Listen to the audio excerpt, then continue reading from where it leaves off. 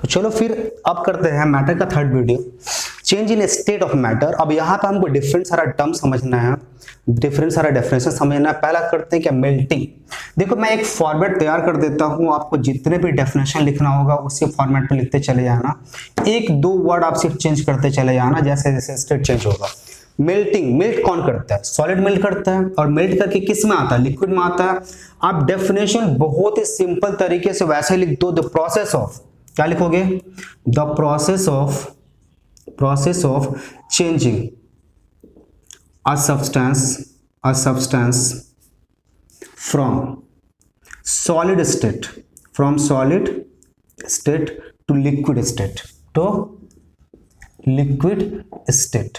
अब यहां पे देखो जरा सा, आप अगर इतना लिखना चाहते हो आप इतना भी लिख सकते हो। तो आप क्या लिखें, the process of changing a substance from solid state to liquid state. अब यहां लिख दोगे इज कॉल्ड मेल्टिंग। लेकिन कभी कभी क्या होता है, कुछ लोगों को प्रॉब्लम होती है, वो लिखे क्या बोलेगा आपको लिखने के लिए, on absorbing heat is called melting। अगर आप on absorbing heat नहीं भी लिख रहे हो तो ये सबको पता है कि अगर ये मेल्ट हो रहा है तो हीट एब्जॉर्ब करने के बाद ही प्रोसेस स्टार्ट होगा, without heat the process can not be started. तो आप ये लिखो या ना लिखो कोई फर्क नहीं पड़ता है, आपका डेफिनेशन दोनों ही कंडीशन में सही होगा। तो मेल्टिंग का डेफिनेशन समझ गए, क्या होना है, एक सॉलिड सब्सटेंस अगर लिक्विड में चेंज होता है तो इस प्रोसेस को आप क्या बताते हो, मेल्टिंग बोलते हो। अब आता है एक और melting point, constant temperature at which a solid substance changes into liquid state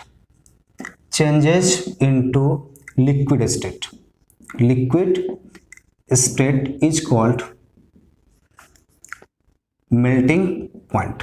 मतलब अब देखो जरा सा, ये दो डेफिनेशन को आप प्रॉपर्ली समझ लो, इसके बाद जितने भी डेफिनेशन लिखेंगे सेम फॉर्मेट को फॉलो करेंगे। मतलब अगर आपने एक कर लिया बाकी सारा का सारा आपका अपने आप होता चला जाएगा, अब आपको कुछ भी उसमें दिमाग लगाने की जरूरत नहीं है। तो देखो पहला मेल्टिंग हो गया, सॉलिड से लिक्विड में गए, उसी को हमने लिख दिया, क्या हो गया, मेल्टिंग हो गया।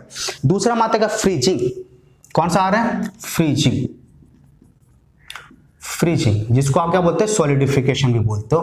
देखो फ्रीज में क्या होगा, एक लिक्विड आपका चेंज होगा किस में, सॉलिड में, तो पूरा का पूरा फॉर्मेट वही लिखेंगे, सिर्फ जहां से जिस स्टेट से फ्रॉम के बाद और टू के बाद का वर्ड हमको चेंज करना है, बाकी इसमें कुछ भी चेंज नहीं करना है। जो स्टेट है, स्टेट का नाम हमको लास्ट में लिख देना है, बाकी का सारा फॉर्मेट कैसा रहेगा, वैसा रहेगा, सेम लिखेंगे। The process of changing a substance, देखो सेम चीज लिख रहे, कुछ भी अलग नहीं कर रहे हैं। सब्सटेंस फ्रॉम, कहां से, from liquid state to solid state is called freezing. क्या बोलेंगे उसको, फ्रीजिंग। अच्छा अब बताओ क्या फ्रीजिंग पॉइंट। अब देखो फ्रीजिंग पॉइंट का मतलब, मेल्टिंग पॉइंट क्या बोले थे, जिस टेम्परेचर पे मेल्ट करेगा उसको आप मेल्टिंग पॉइंट, जिस टेम्परेचर पे फ्रीज करेगा उसको आप क्या बोलोगे, फ्रीजिंग पॉइंट।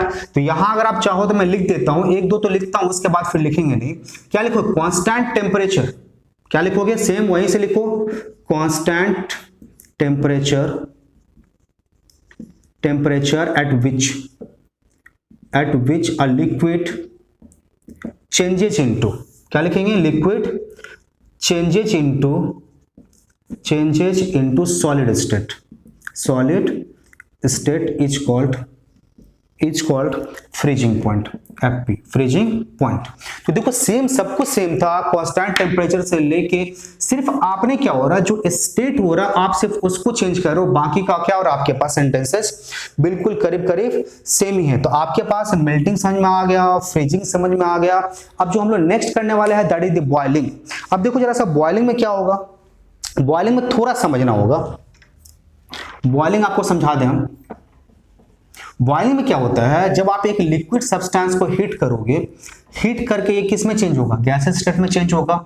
लेकिन यहां एक कंडीशन है, क्योंकि यहां दो प्रोसेस होता है, बॉइलिंग एंड इवापोरेशन, ये दो प्रोसेस आपको एक संग मिलेगा। देखो जरा सा, पहला आता है कि बॉइलिंग, तो बॉइलिंग आप क्या बताते हो कि एक लिक्विड को हीट करो, हीट करने पे अगर ये होल सरफेस से, देखो पूरे के पूरे सरफेस की बात कर रहे हैं, अगर ये होल सरफेस से गैसेस स्टेट में एक पर्टिकुलर टेम्परेचर पे चेंज होना स्टार्ट हो जाए तो इस प्रोसेस को आप क्या बोलोगे? बॉइलिंग। तो फिर लिखो जरा सा, क्या लिखोगे? The process of changing a substance from liquid state, कहां से बात कर रहे हैं आप? liquid state to gaseous state, to gaseous state from whole surface, yes, from whole surface at a fixed temperature, ये अच्छी तरह समझना, fix temperature is called boiling. क्या बोलेंगे उसको? बॉइलिंग। अच्छा, बॉइलिंग पॉइंट की बात करते हैं, अब इसको लिखेंगे नहीं, फिर वही लिखोगे constant temperature at which a liquid changes into, क्या हो जाएगा? Gaseous state from whole surface is said to be, क्या कहलाएगा? Boiling point. तो boiling point same constant temperature की बात है, जिस टेम्परेचर पे ये क्या करेगा? बॉइल करना स्टार्ट कर देगा, उस टेम्परेचर को आप क्या बोलोगे? Boiling point. अच्छा, बॉइलिंग पॉइंट के बाद अब जरा सा आते हैं, क्या देखो जरा सा, बॉइलिंग तो समझा दिए, अब एक आता है क्या?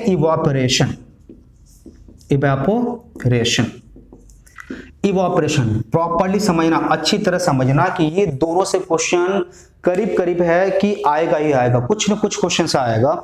डेफिनेशन आ सकता है, यहां से कुछ गिव रीजन आ सकता है, या डिफरेंसेज आ सकता है, या किसी न किसी तरह का कोई क्वेश्चन करीब करीब आ जाता है। इवापोरेशन देखो, आप बोलो क्या इवापोरेशन क्या है? लिक्विड से गैस में चेंज होने को आप क्या बोलते हैं? इवापोरेशन। बोलोगे सर थोड़ा सा गड़बड़ जा रहा है, यहां भी आप बता रहे हैं क्या? लिक्विड टू गैस में चेंज होने को आप क्या बता रहे थे? बॉइलिंग। फिर लिक्विड से गैस में चेंज होने को फिर यहां से किस में? लिक्विड से चेंज होगा किस में? गैस में।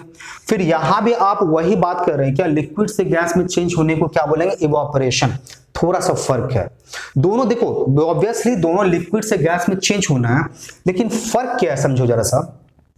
इसमें क्या होता है? होल सरफेस, क्या बोलना आप? ये होल सरफेस, पूरे के पूरे सरफेस से अगर ये वेपर में चेंज होना स्टार्ट हो जाए एक पर्टिकुलर टेम्परेचर पे, कैसा टेम्परेचर पे? फिक्स टेम्परेचर पे, तो जो प्रोसेस होगी उसको आप क्या बोलेंगे? बॉइलिंग। प्रॉपर्ली समझिए, आपका लिक्विड क्या हो रहा है? वेपर में चेंज हो रहा है, लेकिन वेपर में कैसे? पूरे लिक्विड से ऊपर से नीचे तक जो भी लिक्विड है हर एक पार्ट से क्या हो रहा है? ये वेपर में चेंज हो रहा है, और उस चेंज को होने के लिए इसको एक पर्टिकुलर टेम्परेचर अटेन करना होगा, तब जाके जो चेंज आता है उसको आप क्या बता रहे? बॉइलिंग। लेकिन इवापोरेशन में क्या होगा? अगर आपके पास लिक्विड रखा हुआ है कंटेनर में, तो ये सिर्फ क्या होगा? सिर्फ अपर सरफेस से, ये होल लिक्विड से नहीं हो रही है, सिर्फ अपर सरफेस से अगर चेंज हो, किसी भी टेम्परेचर पे हो, अगर लिक्विड से गैस में चेंज हुआ है, अगर इस तरह का चेंज है, तो इस तरह का चेंज को आप क्या बोलोगे? इवापोरेशन। तो डेफिनेशन क्या लिखेंगे? द प्रोसेस ऑफ, सेम लिखेंगे, the process of changing a substance from liquid state to vapor state from upper surface या from free surface जिसको बोलते हो, from upper surface at any temperature is called evaporation। तो evaporation आप समझ में आ गया, ये मींस क्या होता है? बॉइलिंग समझ में आ गया। अब देखो जरा सा दोनों के डिफरेंसेस की बात कर लेते हैं।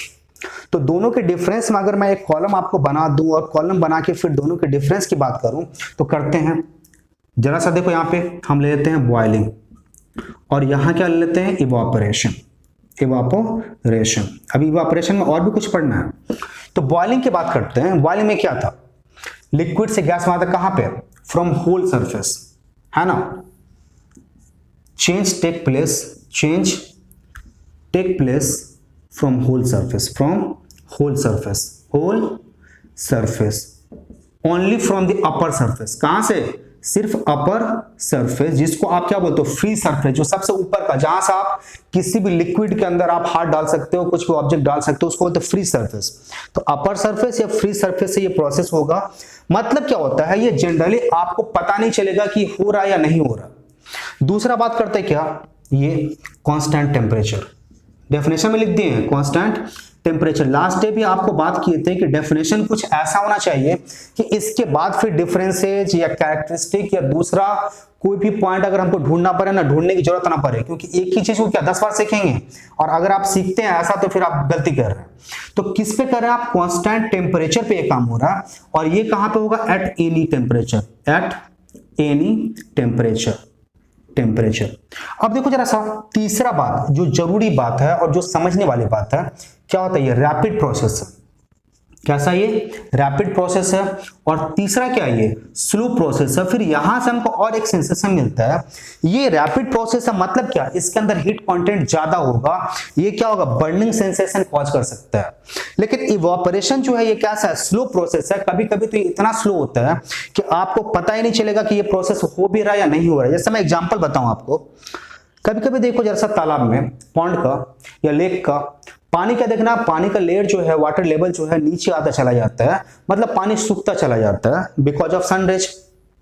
सन का रेज आ रहा है, वाटर इवापोरेट हो रहा है। तो क्या कभी आपको वहां से वाटर इवापोरेट होता हुआ दिखाई दिया, आप बोलोगे नहीं, कभी नहीं दिखाई दिया, क्योंकि ये इतना स्लो प्रोसेस है कि आपको पता ही नहीं चलेगा कभी कभी कि ये प्रोसेस हो रहा है। आपको पता कब चला, जब तालाब का पानी सूख गया तो आपको पता चला अरे ये तो बहुत सारा पानी सूख गया, मतलब ये वाटर इवापोरेट हुआ, इतना वाटर इवापोरेट हुआ, लेकिन हमको तो पता ही नहीं चला कभी। तो क्यों नहीं पता चला, क्योंकि स्लो प्रोसेस होता है। तो स्लो प्रोसेस को होने के कारण क्या होता है, ये बहुत कम हीट कंटेंट करता है, और कम हीट कंटेंट करने के कारण क्या करता है, ये कभी बर्निंग सेंसेशन प्रोड्यूस नहीं कर सकता है। लेकिन ये बॉइलिंग जो है ये क्या करता है, ये रैपिड प्रोसेस है, और बिकॉज ऑफ दैट रैपिडनेस बहुत हीट चाहिए, कभी कभी क्या करता है, सेवर बर्न क्या करता है, क्रिएट कर देता है। तो ये आपके पास क्या होता है, बॉइलिंग, इवापोरेशन। अब हम आते हैं क्या, इवापोरेशन किन किन बातों पे डिपेंड करता है या फैक्टर्स अफेक्टिंग इवापोरेशन। तो देखो जरा सा, इवापोरेशन को अफेक्ट कुछ फैक्टर्स करते हैं। जो सबसे पहला बात करते हैं हम लोग, कुछ पॉइंट है मैं लिख देता हूं, और उसके बाद फिर क्या करेंगे, उसके बारे में बात करते रहेंगे। एक एक करके पॉइंट लिखते हैं, एक एक करके समझाते हैं। पहला, surface area. Surface area, surface area का मतलब समझते हो, एक्सपोज सरफेस एरिया, जहां पे आपने लिक्विड को रख रखा है। तो जहां आप लिक्विड को रख रखे हो उसका सरफेस एरिया कितना है।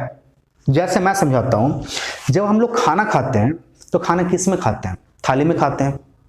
थाली में खाते हैं, क्यों खाते हैं, अब गर्म खाना है तो आप थाली में खाते हैं। थाली में क्यों खाते हैं, अगर आपके पास इतना बड़ा थाली है तो आपके पास सरफेस एरिया, ये देखो एक्सपोज्ड जो खाली सरफेस एरिया है, तो एक्सपोज सरफेस एरिया आपको कितना बड़ा मिला, इतना बड़ा मिला। तो जितना बड़ा एक्सपोज सरफेस एरिया उतना ज्यादा रेट ऑफ इवापोरेशन, यहां से क्या होगा, वेपर उतना ज्यादा निकलता चला जाएगा। तो या चाय पीते हैं, चाय किसमें पीते हैं, कप में पीते हैं, कितना सरफेस एरिया, छोटा सरफेस एरिया, देखो जरा सा कैसा, ये सरफेस एरिया छोटा सा। तो ये छोटा सा सरफेस एरिया क्यों रखते हैं, क्योंकि चाय क्या रहे, ज्यादा देर तक गर्म रहे। सरफेस एरिया कम मतलब रेट ऑफ इवापोरेशन क्या होगा, कम होगा, हीट लॉस जो है क्या होगा, कम होगा, आपका जो सब्सटेंस है ज्यादा देर तक क्या होगा, गर्म होगा। तो सरफेस एरिया समझ में आ गया ना, जितना बड़ा सरफेस एरिया उतना ज्यादा रेट ऑफ इवापोरेशन, जितना कम सरफेस एरिया उतना कम रेट ऑफ इवापोरेशन। दूसरा, temperature of liquid. Temperature of liquid, देखो लिक्विड का टेम्परेचर ये मायने रखता है। देखो इवापोरेशन एटलीस्ट तो थोड़ा बहुत तो आपको हीट सप्लाई करना पड़ेगा, फिर इवापोरेशन का प्रोसेस स्टार्ट होगा। तो लिक्विड का टेम्परेचर जितना ज्यादा बढ़ता चला जाएगा, आपका इवापोरेशन का रेट भी क्या हो जाएगा, उतना बढ़ता चला जाएगा। हाँ, एक पर्टिकुलर लिमिट तक, क्योंकि आप बहुत ज्यादा अगर टेम्परेचर कर दोगे तो फिर वो प्रोसेस इवापोरेशन नहीं कहलाएगा, फिर वो प्रोसेस जो है बॉइलिंग कहलाएगा। ये बात आपको समझना जरूरी है। टेम्परेचर होनी चाहिए, लेकिन टेम्परेचर कहां तक, अगर टेम्परेचर आप इंक्रीज करते हो किसी लिक्विड का, तो टेम्परेचर इंक्रीज के संग लिक्विड का जो इवापोरेशन का जो प्रोसेस है वो भी क्या होगा, इंक्रीज हो जाएगा, रैपिड होता चला जाएगा, तेज होता चला जाएगा, ज्यादा इवापोरेशन होगा। लेकिन कब तक, एक पर्टिकुलर टेम्परेचर तक। उस टेम्परेचर के बाद जैसे ही आप टेम्परेचर इंक्रीज करना स्टार्ट करोगे लिक्विड का, ये फिर होल सरफेस से क्या हो जाएगा, प्रोसेस स्टार्ट हो जाएगा, फिर वो इवापोरेशन नहीं रह जाएगा, फिर वो बॉइलिंग हो जाएगा। तीसरा बात करते हैं क्या, टेम्परेचर ऑफ सराउंडिंग। तीसरा किसकी बात कर रहे हैं, temperature of surrounding. Surrounding surrounding. तो देखो टेम्परेचर, सराउंडिंग टेम्परेचर अगर ज्यादा है तो रेट ऑफ इवापोरेशन जैसा होगा, ज्यादा होगा। छोटा सा एग्जांपल देखो, आज सपोज करो जैसा गर्मी ज्यादा है, गर्मी ज्यादा है तो क्या होता है, आपके पास जो वाटर बॉडीज हैं वो क्या होगा, रैपिडली इवापोरेट करेंगे। लेकिन सपोज करो किस दिन क्या होता है, सन का रेज क्या होता है, एकदम माइल्ड है, वहां पे इंटेंसिटी ज्यादा नहीं है, हीट की इंटेंसिटी ज्यादा नहीं है। ज्यादा नहीं है मतलब व्हाट, आपका सराउंडिंग टेम्परेचर ज्यादा नहीं है, और सराउंडिंग टेम्परेचर अगर ज्यादा नहीं है तो रेट ऑफ इवापोरेशन क्या होगा, डिक्रीज हो जाएगा। तो अगर सराउंडिंग टेम्परेचर ज्यादा तो रेट ऑफ इवापोरेशन इंक्रीज हो जाएगा, सराउंडिंग टेम्परेचर कम तो रेट ऑफ इवापोरेशन डिक्रीज हो जाएगा।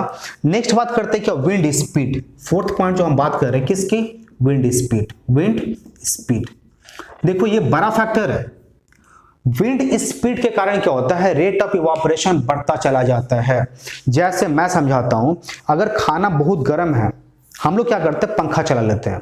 क्यों पंखा चला, क्योंकि आपको पता है कि पंखा चलाएंगे तो आपका जो वेपर निकल रहा है वो अपने प्लेस को छोड़ के दूर चढ़ता चला जाएगा और न्यू वेपर क्या होगा, फटाफट आता चला जाएगा। तो जितना ज्यादा विंड स्पीड होगा उतना ही ज्यादा रेट ऑफ इवापोरेशन भी होगा। नेक्स्ट जो हम लोग बात करते हैं दैट इज, बात कर लेते हैं क्या, मॉइस्चर।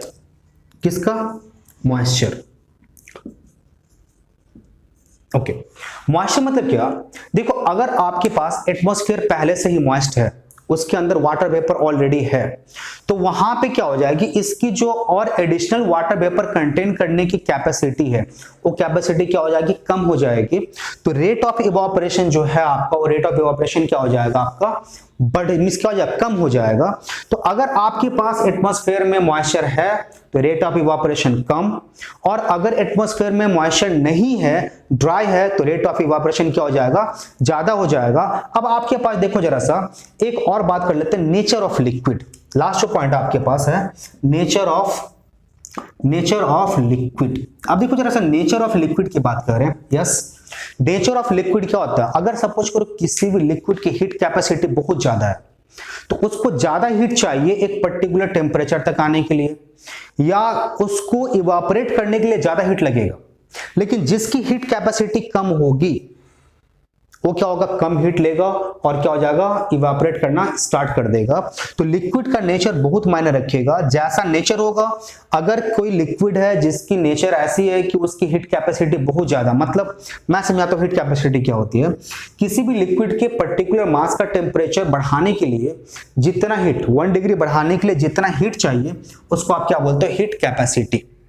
तो अगर आपके पास हीट कैपेसिटी ज्यादा है तो आपको क्या करना पड़ेगा, ज्यादा हीट देना पड़ेगा। तो फिर क्या हो जाएगा, रेट ऑफ इवापोरेशन उसी के हिसाब से क्या हो जाएगा आपका अफेक्टेड होगा। तो ये देखो इवापोरेशन किन किन फैक्टर पे डिपेंड कर रहा था, ये तो हो गया। अब हम लोग जो नेक्स्ट पढ़ने वाला दैट इज सब्लिमेशन। कौन सा, सब्लिमेशन। सब्लिमेशन, उसके लिए एक एक्सपेरिमेंट अगर होता है तो एक्सपेरिमेंट भी कर लेते हैं छोटा सा। देखो सब्लिमेशन किसको बोलते हैं, सब्लिमेशन। जनरली आप सीखे क्या हो, किसी भी सब्सटेंस को अगर आप हीट करते हो तो स्टेट चेंज होगा, या हीट अगर रिड्यूस करते हो फिर भी स्टेट चेंज होगा। अगर आप हीट करते हो तो ये अपने क्या होगा, लोअर स्टेट को अटेंड करेगा। मतलब अगर आप सॉलिड को हीट करोगे तो पहले लिक्विड आएगा, अगर आप फर्दर हीट करते रहो, अगर आप हीट बंद नहीं करते, हीट सप्लाई करते रहते हो, तो फिर ये किस में चेंज होगा, गैस में चेंज होगा। लेकिन अपने पास कुछ ऐसे भी सब्सटेंस है, अगर वो सॉलिड स्टेट में है और उसको अगर आप हीट करते हो तो ये विदाउट लिक्विड स्टेट में आए, डायरेक्टली ये गैसेस स्टेट में आ जाएगा, और इस प्रोसेस को आप क्या बोलते हो, सब्लिमेशन। तो आप क्या लिखोगे, द प्रोसेस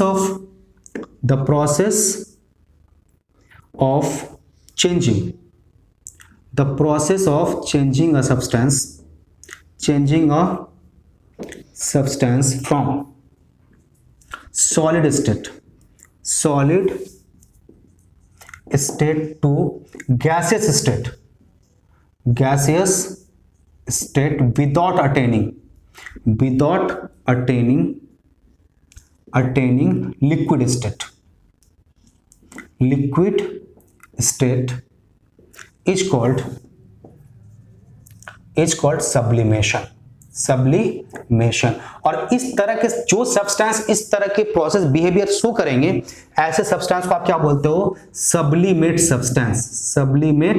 सब्सटेंस। तो समझ में आ गया कि आप सॉलिड को हीट करोगे, ये डायरेक्टली लिक्विड क्या होगा, लिक्विड में ना आकर ये डायरेक्टली किस में जाएगा, गैसेस में जाएगा, जो नॉर्मल बिहेवियर के बिल्कुल अलग है। और इस कुछ सब्सटेंस का एग्जांपल ले लो, आयोडीन, कैम्फर,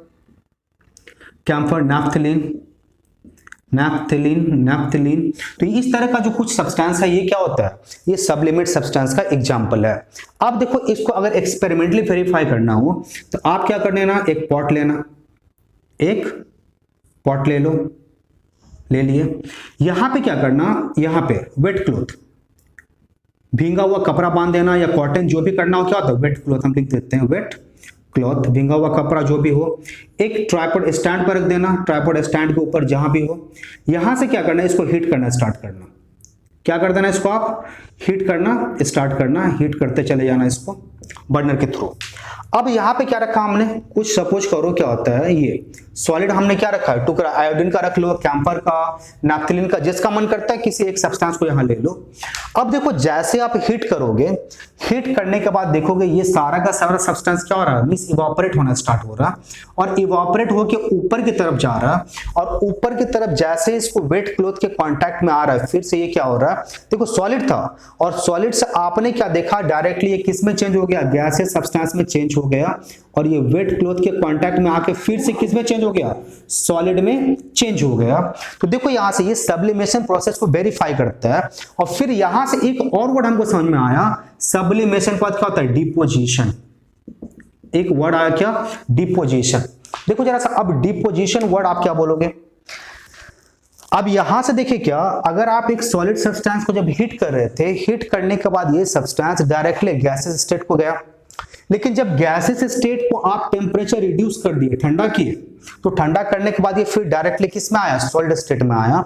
तो फिर यहां से आप ऐसे ही लिखोगे, द प्रोसेस ऑफ डिपोजिशन का आप क्या लिखोगे, मैं लिख देता हूं द प्रोसेस। तो इस बार क्या हो गया, गैस से मेरा सब्सटेंस किस में आया, सॉलिड में आया। पहली बार क्या था, सॉलिड से गैस में गया था, और इस बार क्या हो गया, गैस से किस में आया, सॉलिड में आया। तो इसको आप क्या बोलोगे, डिपोजिशन। तो लिख दो जरा सा, the process of changing a substance from, कहां से, from gaseous state to solid state without attaining liquid state is called deposition। समझ में आ गया। तो जिस तरह का सब्सटेंस क्या होगा, मींस ये सब्लिमेशन बिहेवियर को शो करेगा, उसी के वेपर को अगर आप क्या करते हो, रिड्यूस करते हो, तो ये डिपोजिशन बिहेवियर को भी क्या करेगा, शो करेगा। एक और वर्ड है आपके बुक में जो आपको समझना जरूरी है, एक और चेंज ऑफ स्टेट के बारे में, दैट इज क्या होता है, कंडेंसेशन। तो देखो कंडेंसेशन क्या समझते हो, अगर आप किसी गैसेस सब्सटेंस को कूल्ड करो तो ये गैस किस में चेंज होगा, लिक्विड में चेंज होगा। तो इस प्रोसेस को आप क्या बोलते हो, कंडेंसेशन। और जिस पॉइंट पे ये क्या हो जाएगा, कंडेंस्ड होगा, उसको आप क्या बोलोगे, पॉइंट ऑफ कंडेंसेशन। तो लिख दो जरा सा, कंडेंसेशन लिख देते हैं जरा सा, the process of changing a substance from gaseous state to liquid state। अगर क्या होता है, अगर कुछ हीट के बारे में लिखने बोले कोई तो लिख देना, मींस क्या, liquid state on cooling is called condensation. अब देखो जरा सा, पॉइंट ऑफ कंडेंसेशन क्या होता है, कंडेंसेशन पॉइंट, सेम वही लिखोगे, लिखते नहीं इसको, constant temperature at which a substance changes from क्या हो जाएगा, liquid state to gases state to liquid state is called क्या हो जाएगा, पॉइंट ऑफ कंडेंसेशन या कंडेंसेशन पॉइंट। ये आ गया आपके पास। और जो लास्ट पॉइंट हम लोग पढ़ने वाले हैं इस टॉपिक में अभी, दैट इज क्या हो जाएगा, inter conversion of state of matter. तो इसको जरा सा हम लोग पढ़ लेते हैं, inter conversion of state of matter को। तो देखो जरा सा क्या लिखना है, इंटर कन्वर्जन। इंटर कन्वर्जन मतलब समझते हो कि आपस में ही एक स्टेट से दूसरे स्टेट में, फिर दूसरे स्टेट से आप पहले स्टेट में क्या कर सकते हो, चेंज कर सकते हो। Inter conversion of state of matter. देखिए जरा समझने की कोशिश करते हैं,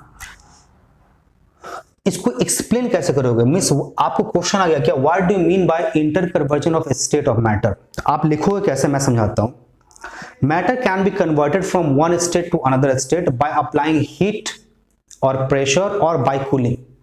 बाय आप क्या हो जाएगा, हीटिंग और कूलिंग और by applying pressure, and from क्या जाएगा, means one state to other state, and from the other state to the same state by applying the same process. इसको आप क्या बोलोगे, inter conversion of state of matter. जैसे देखो थोड़ा सा एक एग्जांपल हमने ले लिया, क्या, आइस क्यूब ले लिया, एक आइस क्यूब ले लिया। अब आइस क्यूब को हमने क्या किया, हीट करना स्टार्ट किया। अगर आइस क्यूब को आप हीट करोगे तो क्या हो जाएगा, किस में चेंज होगा, ऑब्वियसली सबको पता है किस में चेंज हो गया, ये लिक्विड स्टेट में चेंज हो गया, लिक्विड स्टेट में। चलो यहां से ये लिखते हैं लिक्विड स्टेट, ये मेरे पास है आइस, ठीक है। अब सपोज करो आप फिर से लिक्विड को अगर आप हीट करोगे, देखो पहले आप मेरे पास क्या था, सॉलिड आइस था, हीट करे किस में आया, लिक्विड। फिर लिक्विड को अगर आप हीट करोगे तो ये किस में आ जाएगा, ये आ जाएगा वेपर स्टेट में। ये क्या हो जाएगा, वेपर स्टेट। तो ये क्या आ गया, वेपर गैसेस स्टेट। अब देखो जरा सा फर्दर अगर हम चाहें तो इस स्टेट से फिर ये स्टेट और फिर ये स्टेट, मतलब क्या होता है, एक को दूसरे में और दूसरे को फिर से पहले में कन्वर्ट कर सकते हैं, और इसी फंडा को हम लोग क्या बोलते हैं, inter conversion of state of matter. अब सपोज करो मेरे पास वेपर है, हमने हीट किया, अब क्या कर दिया, कूल्ड कर दिया, हीट रिड्यूस कर दिया, नेगेटिव डाल दिया। अब इसको अगर आप कूल्ड करोगे, इसे किस में आएगा, लिक्विड में। लिक्विड को और कूल करो, और ये कूल करना, आप ये लिक्विड को कूल करना तो सीखे हो ना, फ्रिज में पानी रखते हो, क्या होता है, ये सॉलिड में, आइस में चेंज हो जाता है। तो अब आपने लिक्विड को फिर से कूल किया, ये किस में आ गया, मींस आइस में आ गया। तो आप क्या देख रहे हो कि एक स्टेट को हम दूसरे स्टेट और दूसरे स्टेट से फर्दर क्या हो जाएगा, पहले स्टेट में चेंज कर सकते हैं बाय अप्लाइंग और reducing temperature, and this process को हम लोग क्या बोलेंगे, inter conversion of state of matter. अगर आपको लिखना हो तो इस एग्जांपल के थ्रू आप इसको एक्सप्लेन कर सकते हैं। तो ये आपके पास इस वीडियो का कंप्लीट लास्ट पॉइंट हो चुका है।